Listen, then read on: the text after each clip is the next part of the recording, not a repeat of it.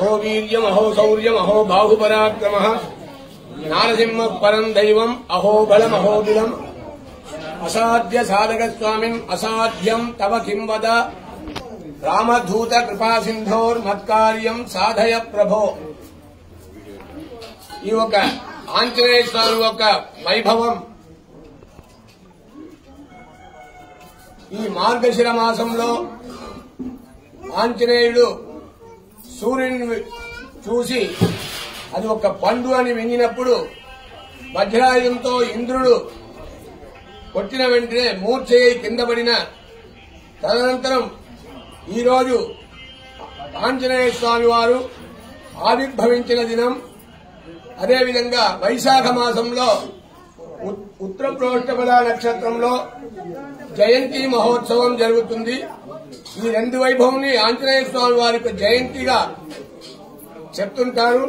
అటువంటి వైభవంలో ఈ అహోబిల క్షేత్రంలో బీగాల ఆంజనేయ స్వామి వారు ఒకనప్పుడు దేవాలయంలో యావత్ సన్నిధి అంతా బీగాముద్ర చేసి తదనంతరం ఆ బీగాలన్నీ తీసుకువచ్చి ఆంజనేయ స్వామి వారికి పాదాల విందంలో పెట్టేసి అర్చకులు వెళ్లిపోయే అనవాయికం. అటువంటి సమయంలో ఒక వ్యక్తి ఏం చేస్తారో చూస్తామని తీసినప్పుడు వారు కడుపు నొప్పితో బాధపడి మూర్ఛయ్యి కింద పడినప్పుడు భగవంతుడే రక్షించినాడని ఈ ఆంజనేయ స్వామి వారికి ఉత్సవమూర్తిని ప్రతిష్ఠ చేయమని చెప్పి చెన్నై వాస్తవుడు ఒక భక్తుడికి కళలు కలిగించి మొదట్టూరు వాసవ్యుడైన ఓబుల్ రెడ్డి అనే ఒక వ్యక్తి వారు ఈ దేవాలయం అంతా చిన్నగా ఉండే దేవాలయాన్ని ప్రహరీ గోడతో ముఖమంటపంతో విమానంతో అత్యద్భుతంగా ఈ ఒక ఆంజనేయ స్వామి వారిని వారికి కళలు కలిగి ఇక్కడ రప్పించి ఈ ఒక జీర్ణోద్ధారణం మహాసంప్రోక్షణ వైభవం దాదాపు 30 సంవత్సరాల క్రితం జరిగినది.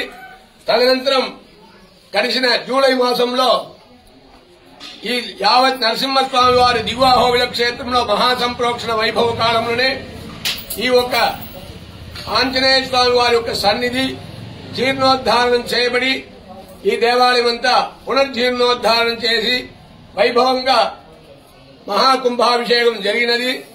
ఈ ఆంజనేయ స్వామి వారిని ఎవరెవరు భక్తిపూర్వక ప్రదక్షిణం చేసి స్వామివారిని వారి కోరికలను ప్రార్థించుకుంటే వారి అందరికీ సంతాన సంపదం లక్ష్మీం ఆయురారోగ్య పూర్వికాం శ్రీ నృసింహ పదద్వంద్వౌ దద్యాద్ అత్యంత వైభవాద్ అని చెప్పినట్టు ఈరోజు ఉభయదేవి మారులైన శ్రీదేవి భూదేవి సహిత శ్రీ ప్రహ్లాద వరద స్వామి వారు ఉదయమే ఇక్కడ వేంచేసి విశేషమైన అలంకార అభిషేకం, సాయంకాలం ఆంజనేయ స్వామి వారి యొక్క ఆస్థాన మహోత్సవం, తదనంతరం గ్రామ వీధి ఉత్సవంగా మాడవీధిలో ఇచ్చేసి దేవాలయం చేరుకుంటారు. కనుక యావత్ భక్తులు చూసిన వారు ప్రత్యక్షంగా పరోక్షంగా నృసింహస్వామి వారి సైతం ఈ బీగాల ఆంజనేయ స్వామి వారి సేవించుకుంటే వారందరికీ సకల విధమైన సౌభాగ్యం కలుగుతుందని చెప్పి పురాణం చెప్తుంది. కనుక సర్వోపియం సమాశ్రిత్య సకలం భద్రమస్కృతే శ్రియాచ భద్రయా యుక్తః యస్తం భద్రం నమామ్యహం.